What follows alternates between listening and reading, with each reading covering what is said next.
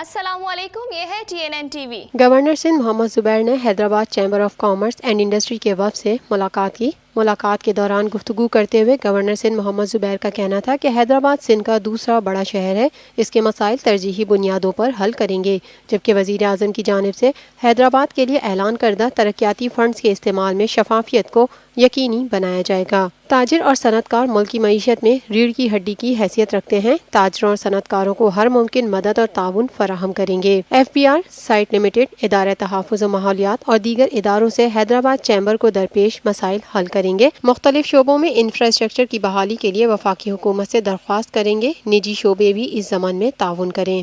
دیکھتے رہیے مزید خبریں اور exclusive reports. Lotus Lake Towers, a groundbreaking endeavor by Lotus Properties.